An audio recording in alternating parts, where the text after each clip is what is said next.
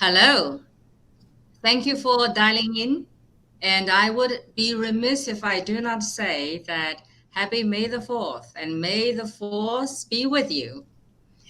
My name is Francis Yu, and I am the global lead and general manager for Deloitte's Unlimited Reality business. What is Unlimited Reality? It is a business group that we have Deloitte specifically focusing on helping our clients navigating all the crescendo of new technologies and under the banners of metaverse, NFT, Web3. Now, speaking of the new technologies and the next generation of the internet, we would be remiss if we don't talk about NFT. And today, you're tuning in for a discussion, a candid discussion around to NFT or not to. And here, with great pleasure, I'm joined by my colleagues, Scott, Wendy, and Heinisch. Hey, Francis. Scott Major. Thanks for listening in today. I am my background. I'm a bit sit oddly at the center of creative and technology. Started my career off as a creative designer, creative director. Helped start one of the first digital agencies back in the mid '90s in the Web 1.0 days, and then joined Deloitte in 2000 as we were ramping up, and then helped build our Deloitte digital business in the Web 2.0 days. And I've recently just transitioned to be the Chief Marketing Officer of Deloitte Consulting. And hi, I'm Wendy Henry. It's a great pleasure to be here today. I lead I'm our global lead for our consulting, blockchain and digital assets group. Been a career-long hands-on technologist, got involved with blockchain back in 2013. So I've been at this for a while, and it's been a wild and crazy ride. And the advent of NFTs now adding to that incredible journey. So looking forward to talking about it today.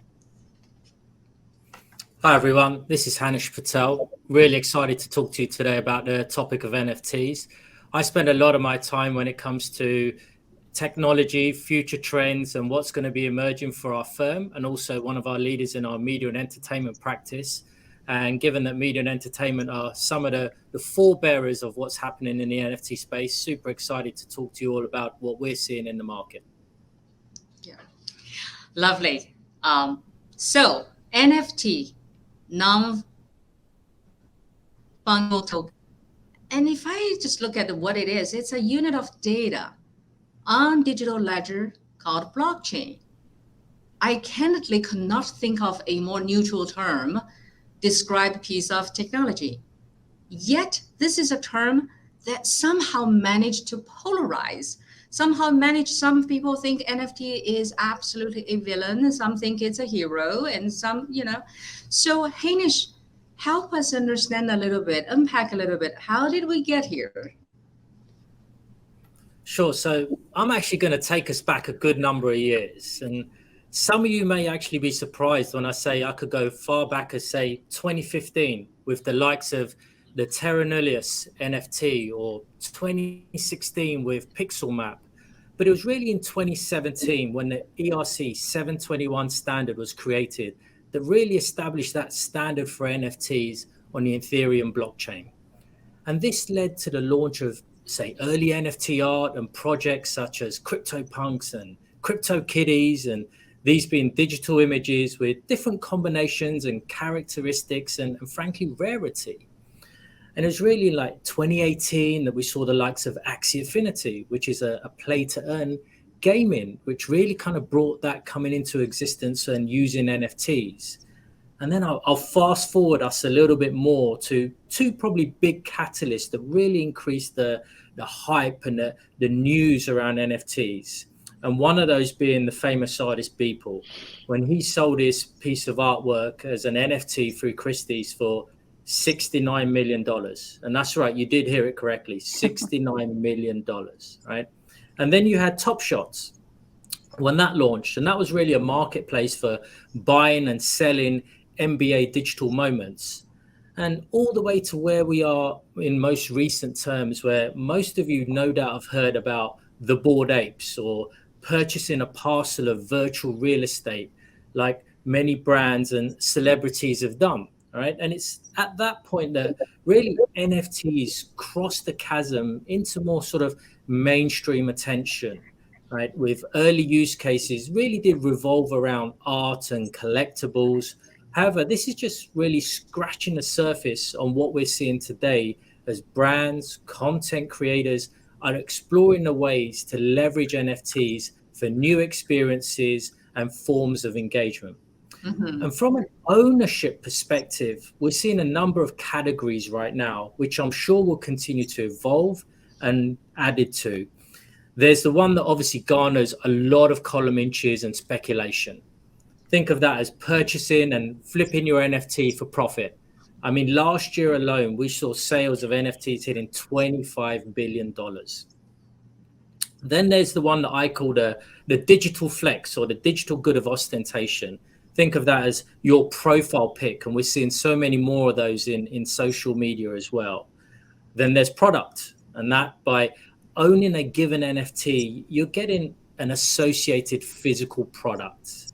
And then there's fandom. And that could be access for certain NFT that gives you associated to an IP or a particular artist. And finally, I see that there's also access for an event or an experience, or being part of a community where you get the alpha, or you could be on the whitelist of something. So that's a bit of a whirlwind tour there, Francis, of kind of where things started to what we're seeing today. Yeah, those definitely sounds like a complete Shakespeare in 3 seconds. And it's been quite an evolution of NFT. Now, Wendy, I know you've been in this ecosystem for a long time. So perhaps in your own words also for our audience, define what is NFT. Sure. So NFT stands for non-fungible token. And really what it is the instantiation of bits of code that are actually put onto the ledger, the blockchain, the distributed ledger. It abides by a standard, as Heinisch said, of the ERC 721. And so that means that there's a standard that says that bit of code will abide by certain facets of data that will be on there, constructs, et cetera, and what some of the functions that can occur with that are. And that's what an NFT is. What's different about the non-fungible token to a fungible token, right, is the same as a dollar. Every dollar is the same. It's very fungible. You can exchange one for the other. With a non-fungible currency or a non-fungible token, they are each unique, and there is something that defines them to be unique. And so that is a non-fungible token. Yeah, and NFT. Again, this is the kind of things, if you ask my teenager kids to take a test on that, they might get a 50% because they're gonna be like, oh my gosh, this is so technical, right? And again, going back to the heroes and villains, and what are some of the, why do folks have, some of literally quote unquote have visceral reactions to NFT or the applied use of NFT? So what are some of the misconceptions or some of the real concerns that you see around NFT? Yeah, sure. There are a couple of them. And actually, I was having a conversation this morning and one of them came up, right? Which is first and foremost, that there's the potential for a large environmental impact in the minting or the creating. We call it when we create an NFT minting. And when we destroy an NFT, we call it burning, just to give you a little bit more of the nomenclature. But I got asked the same thing this morning was, isn't this bad for the economy? And after that, they generally quote, it uses more, I've heard it uses more energy than, and I always wait for what the name of the country is going to be because it changes, right? It was Argentina, and I thought, oh, it's getting bigger. And that is, very much a concern with certain components of certain blockchains, right? So there is an environmental cost when NFTs are minted using certain blockchains. And that's because blockchains have a consensus mechanism, which is really a way that the group agrees upon what constitutes a valid transaction before it gets written to the ledger, right? And there is a consensus mechanism called proof of work, which uses a very energy intensive method of coming to that agreement amongst all the members that something's ready to be written to the chain. What's important to understand is that Ethereum today is the largest platform for NFTs, and it does use proof of work.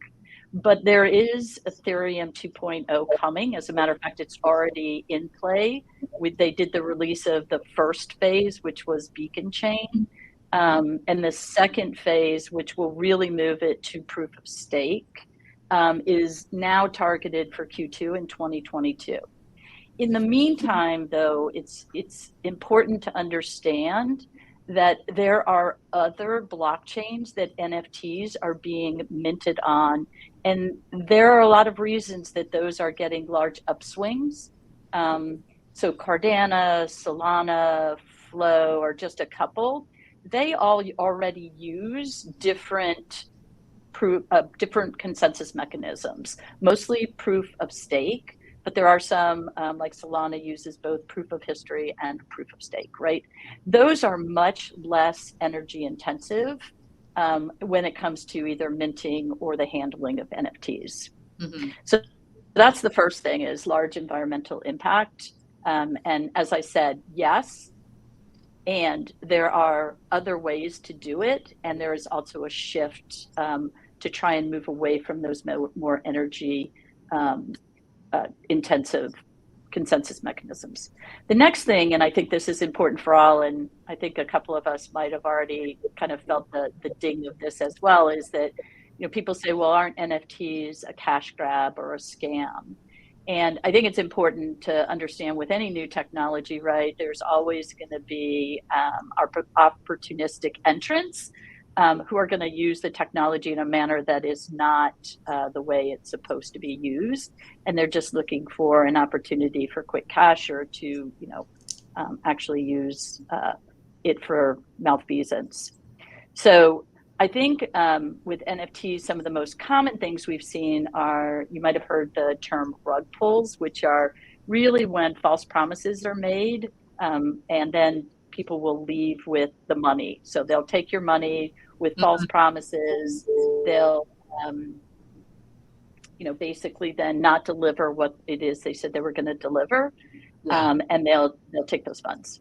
It's a bit of a wild west on this one, and actually, Scott, you've been on the as a technology early adopter enthusiast. Tell us a bit about your experience there.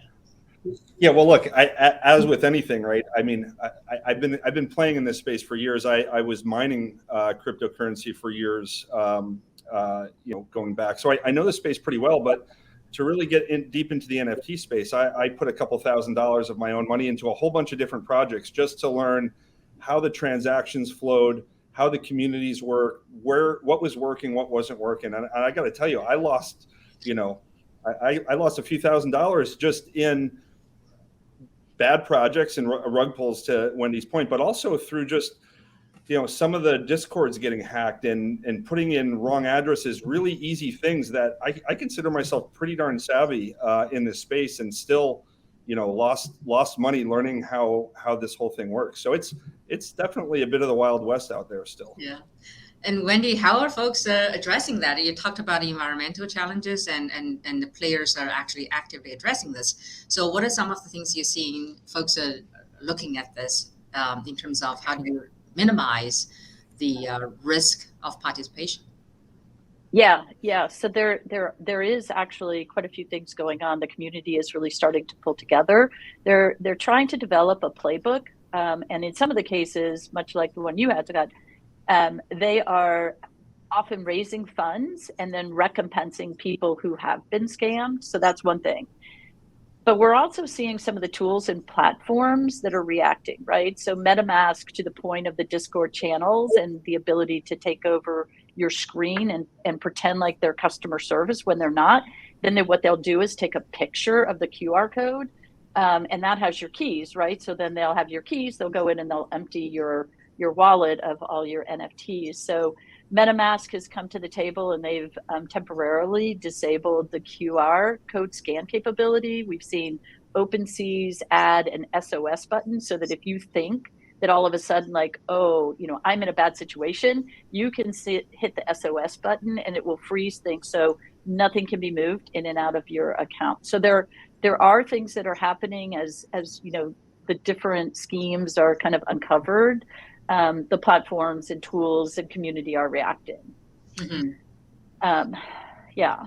So what are the other, in terms of some of the concerns around NFT?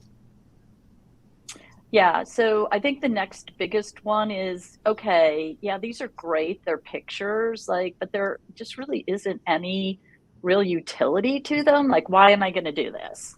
And I think, that comes back to the thing that I think the first thing we think about when we think about NFTs is digital collectibles or art and some of the fun things out there that we've seen. But okay, that's great. It's static. It's a static digital asset, no inherent utility.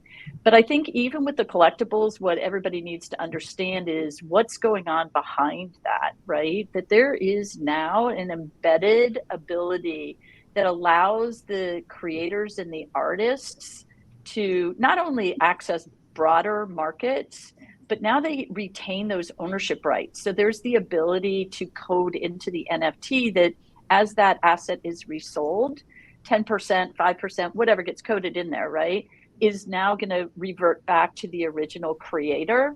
It has ways that you can creatively transfer those now. There's the ability to even look at the authenticity of it. And so that way there's utility that's built into these that I don't think a lot of the individuals are starting to see. But I think the other thing is that it goes well beyond just the collectibles, right? There's broader use cases for these NFTs that demonstrate even more utility than what I just discussed. Like, we're actually implementing it to automate NFTs contract terms. So we will create an NFT of a specific contract, right? There might be an NFT that allows entry to special events or the ability to actually buy a special version of a tangible product. Interact with sport figures, right? There's a lot of other uses for NFTs that we're starting to see the market get their head around and then start to implement. Mm-hmm. And kind of playing off of that one, I think the last thing is, and this goes back, I think, a lot to the digital collectibles as well, is like, well, I can just copy that. And I think, again, just thinking back to the fact that this is sort of implemented through some code that's put onto the blockchain is, while you can take a picture of, that collectible, what you don't have is, you don't have two things. One is, most importantly, right, there's an ownership component that's associated with an NFT, right? And that ownership then allows you to transfer the NFT. I think the other thing that's important is that there's the ability to associate authenticity with the asset. And that too is built into the construct of the NFT. And so when you just take a picture of it, that authenticity or that ownership isn't there to allow you to actually transact and or see the authenticity of the NFT.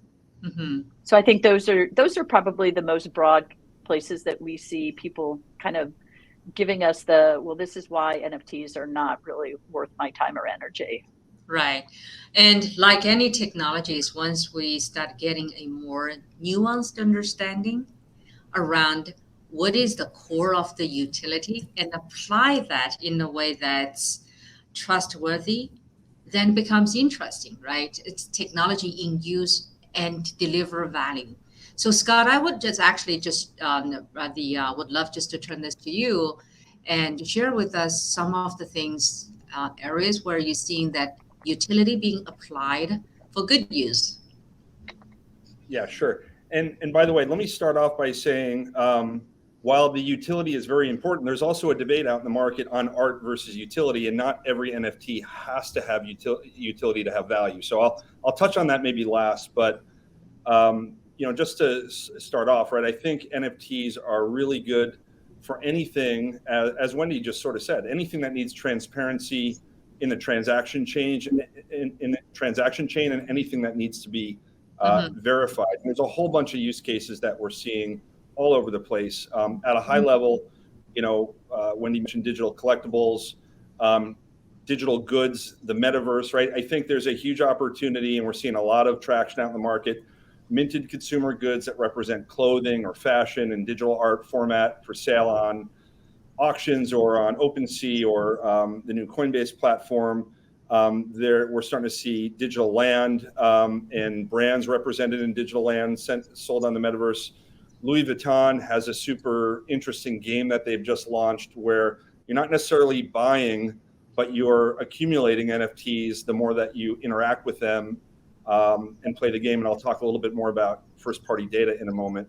I think Time Inc.'s Timepieces is a super interesting application in the digital collectible space, NBA Top Shots, and also the ability to create tokenized ticketing solutions and capitalize on tickets and ticket resale.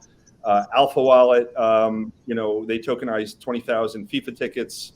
That was a little while ago. This past Super Bowl, I think we saw tokenized Super Bowl tickets. And, in the music space, I think, just last week, right, there was a Brooklyn rapper, Bobby Shmurda, who he dropped the first full single as an NFT last week. And that whole disintermediation of going direct with music and having the artist have, direct benefit from the sale of their art is super interesting. And that might be one of the examples that we get into where maybe there is some utility there, but there's also just the subjective value of the art. Another category, Francis, consumer and fan engagement, where consumers can purchase NFTs and allow them access to something, access to a DAO, being able to vote on things in the DAO or to influence how apparel gets created. I think Adidas is doing something interesting there where they've sold an NFT that provides access to their Adidas Originals. And that gives you access to collaboratively designed physical goods. I have not personally gotten into that one because I would, show up in those clothes. They don't fit me. They don't work on me in my office. But one of our partners, as you know, Francis, Adam, got deep into the Adidas space. And I think Yugo Labs, and the ApeCoin DAO is probably the greatest example of, selling digital art and creating an entire business model that DAO, is directing right now. And when you buy into that in any of their projects, you're buying into the ability to influence and participate in that. And that pivot of being an audience, interacting with a digital platform to pivoting to ownership in a digital platform and being a collaborator in that, I think it's super interesting. It's a whole different paradigm of engagement that Web 3.0 gives, and we can get into that a tiny bit more. Gaming is big, obviously. Play to earn functionality, creating virtual environments that get integrated into metaverse games, mintable real estate inside of games. Things that like Decentraland and Sandbox, Nike buying their RTFKT that does the virtual sneaker NFTs. And with Yuga Labs, again, the other side, decentralized metaverse that's just been announced and getting built, I think is super interesting in the gaming space right now. And then, where I started this thing off around anything that needs to be transparent or verified on the blockchain, right? Physical product authentication. I think this is where Wendy was going. Real estate is primed here. Automobile sales is primed here. Anything in the third-party logistics space. Healthcare on some of the blockchains, right? Potential for voting in the future. Identification numbers like a social security number or a driver's license. And of course, talk about transparency and verification, I think, the art community, right? One of the most non-transparent businesses in the world, where value, is questionably set sometimes. I think the community is setting the value of art today, and it's verifiable on the blockchain. And artists didn't always have a path to market the way that they do now, this mass path to market. So while consumers have a much more interesting path to buy art, I think artists have such an interesting way to put their art in front of people, and to sell it. And Wendy talked about the utility of being able to retain a portion of future sales and royalties, and whether it's music or photography or graphic design and the work that people does, as an example, I think is wild. It's such a wild west around art. There's people putting out fake projects, and there's a lot of the art projects are beautiful, but there's a bunch of them that are being quite driven by greed, quite frankly. So you sort of have to be prepared getting into that space, that if you're going to buy a piece of art, you better love it, and if it becomes worth something at some point in time, that's a benefit, but you have to be happy with how it sits on the wall. Yeah, I think, Scott, you touch on something that's truly heart of all of the conversation, and candidly, it's heart of how Deloitte Unlimited Reality and how we approach the business side.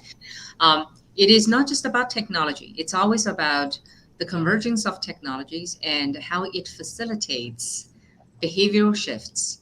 And similarly, how the culture movements, the behavioral shifts, how it call upon certain aspects or certain utilities. In this case, for example, the spectrum of utilities of NFT that can be applied to enable, to make human interactions that shifts that meaningful, make it real, right? So I think as we're looking at the whole space of metaverse, Web3, the part that we're watching closely are the convergence of culture, of demographics, of how users fundamentally shifting the behavior, and how technology is empowering that.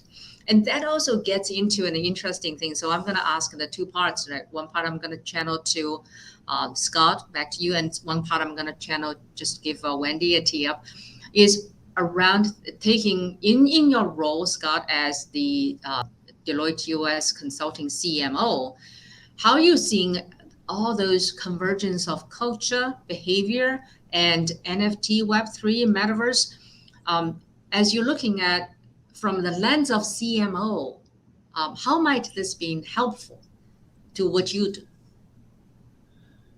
Sure. Well, I'll maybe riff a tiny bit on the shift in consumer behavior here, I think, and just talk about some questions that I have as a CMO. But I do think, there's this really interesting shift that I just sort of alluded to, where people would interact with websites as an audience member. They would join it, maybe subscribe to it, read it, be a participant in it. And then there's this whole, back-end marketing approach to who was that person, what did they look at, can I collect some data on them, and how do I market to them in the future? I think this shift towards NFTs, it's a very fundamental shift in behavior, because people are not just they're not just participants or audiences. They're actually investing their own money into the digital asset, and they're participating in the community that's creating it, that's supporting it, and they become not just a participant, but a brand ambassador, and in many cases a creator on top of that. And they're all in. You don't have to convince them. And the fact that they've bought into an NFT, they're on the blockchain. In many cases, they've shared their wallet in exchange for access. We know who they are now, and they're willingly giving that information about who they are over to the community.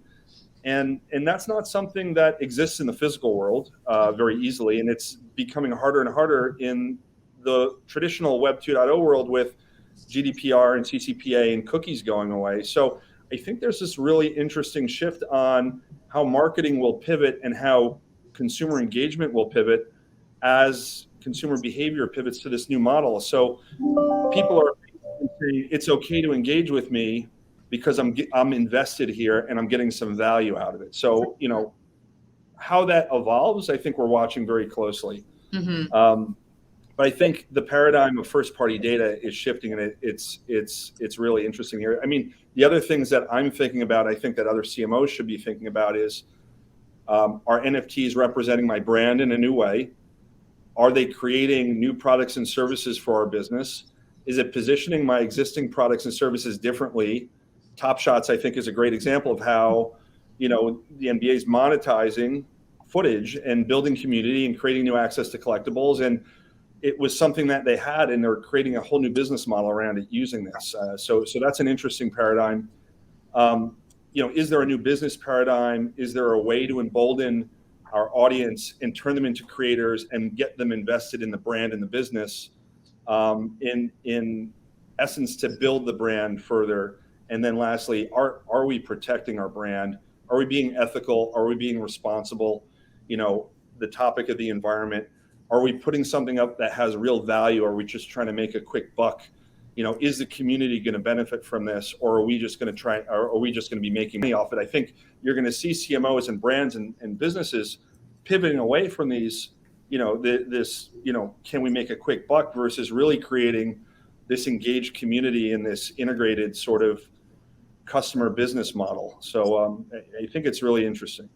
Yeah, absolutely. And I think for each brand, the notion of fostering that engagement, direct engagement, and being highly responsible in brand innovation, as we're looking at all aspects of first-party data, zero-party data, how do we truly think this whole topic through? It's critical to us. And also, I think, Scott, you also hit on a number of the hopes and fears, the fear factor, right? So Wendy, I'd love just to get your commentary in terms of what are some of the corporate level of fears, concerns that we should be really intensely focused on. Yeah, and that brand is so important, right? It's the everything that the companies hold near and dear to themselves. And so, you know, the biggest things we see clients focusing in on as far as fears go, there's three from the technology side, and then there's two from the more business factored sides. So on the technology side, you know, it's obviously still nascent and emerging, and so it's hard to say. One, whether we're truly ready for the interoperability and the scaling that are really necessary. Like when you talked about Top Shot, there was a problem, right, in being able to handle the demand that happened at the very beginning there. And when you have things like that happen, what does that do to your brand, right? Interoperability, you know, there's a lot of NFT platforms, you know, if you can't move between them, do you end up sort of orphaning NFTs at that point?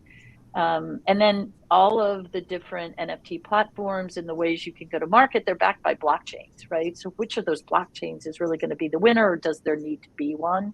And then the third thing is security, right? We talked a little bit about the scams and the rug pulls and all of that. The good part is that we are seeing, as I said before, not only from the bad actors parts of it, but we're seeing a lot on interoperability scaling, the ability to really provide a secure mechanism behind these things. So the community and the tools and the platforms are really coming of age. I just think that they're still worried they're not all the way there.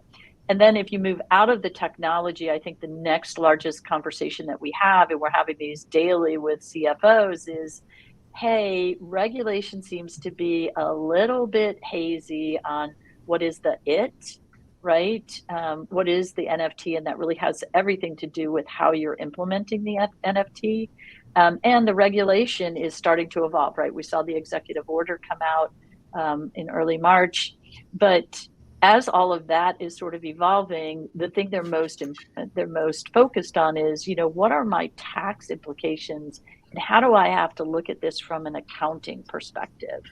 And it's important. One of the things that we've found, and thankfully, you know, we have some great clients who understand the importance of having that enter the conversation super, super early, right? so that you're preparing the way you're going to go to market and how you're going to protect the brand by making sure that you're taking the tax and accounting considerations up front.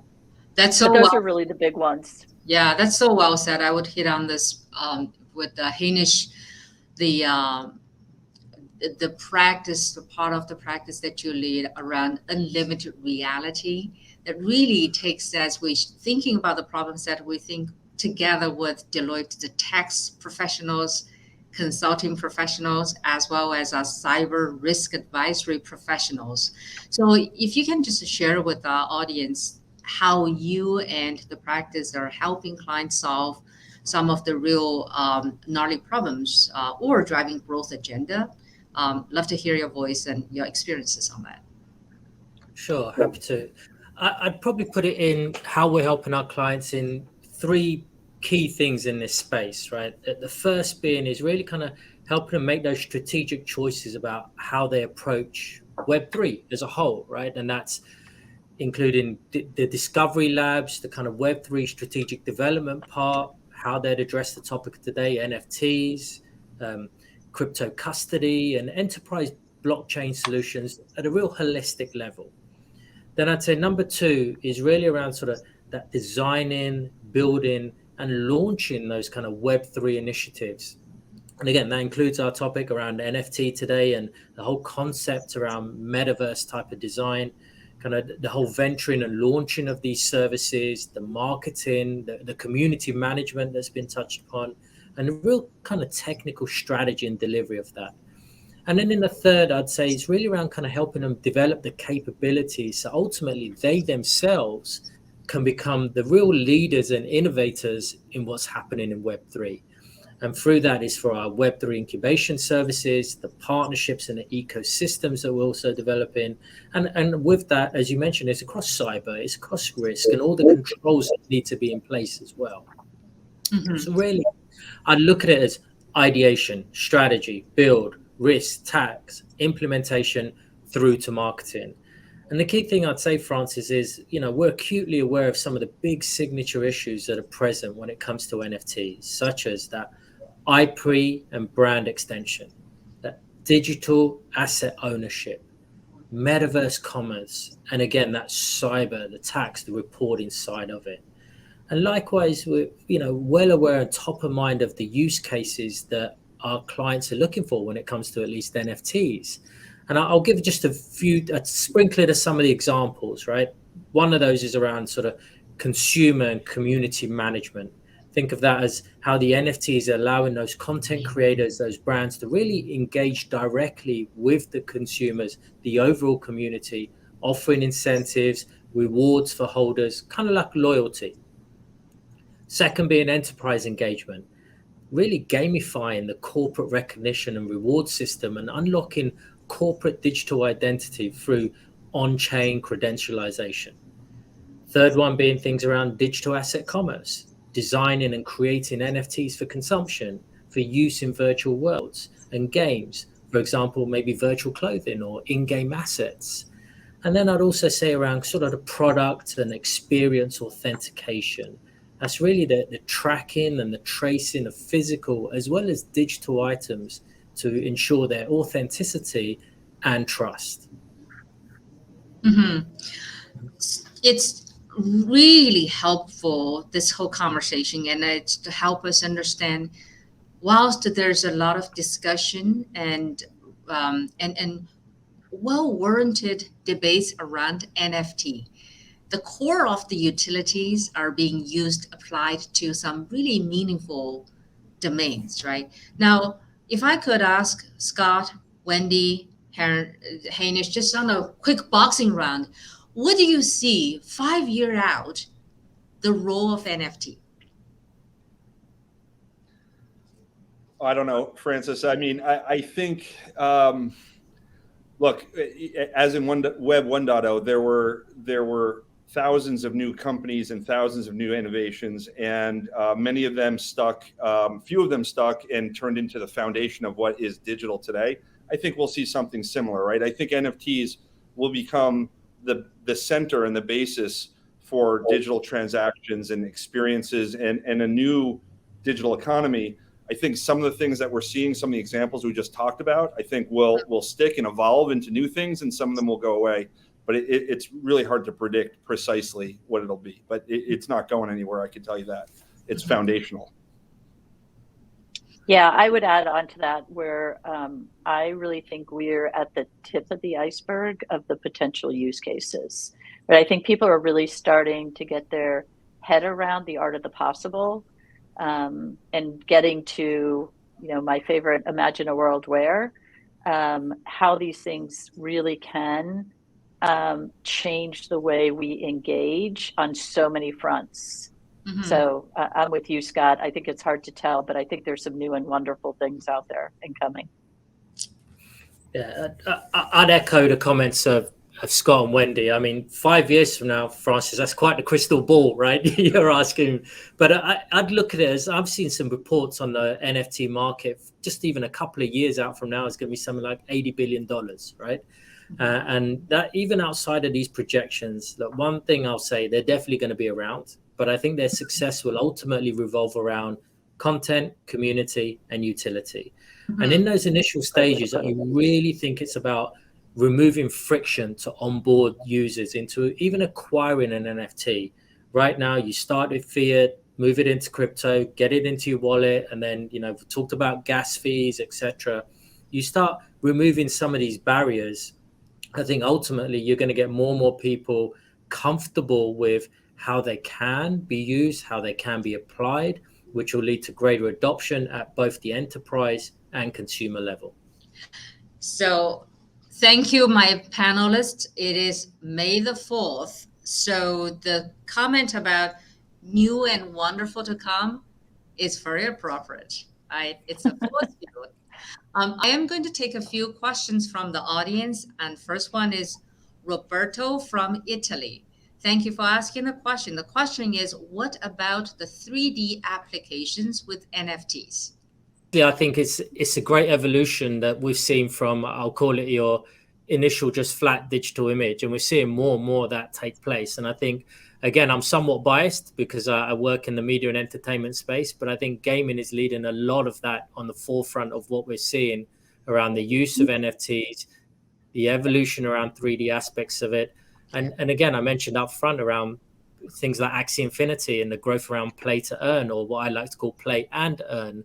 You're seeing more and more of that being applied. So I can only imagine that will continue to be applied through the use of NFTs and further extrapolation into 3D assets as well. And if I could just add, can I just add real quick to what Heinisch said? And Heinisch was mostly focused on the consumer side of this around gaming, but enterprise simulation and digital twins and building 3D simulations, I think is an enormous benefit and opportunity for business. And then that's totally agree, Scott. Sums up what we are also doing at Unlimited Reality practice at Deloitte, right? So the next question, it's a question from AJ from the UK. The question is for the panelists, do you know how or when do you see NFT replace the conventional market? It's a little loaded question, so go ahead. Well, I don't know when, right? Yeah, I don't know the exact answer to when, but you can see a world where distributed, and I think that's probably the topic for a whole other a live session here, right? But you could see a world where distributed autonomous organizations can begin to replace, corporate models at some point in the future. So I think it's very interesting. It's a good question. It's a very good question. And Wendy, your take, and maybe we'll close that. Yeah. I think, the important things are it will make an impact on markets. I don't know what that timing is. And I do agree with Scott that deep diving into DAOs, decentralized autonomous organizations, and how that is going to sort of come together and play would be a super interesting deep dive that might shed some light, but I'm not sure it'll give you the date of when that's going to occur.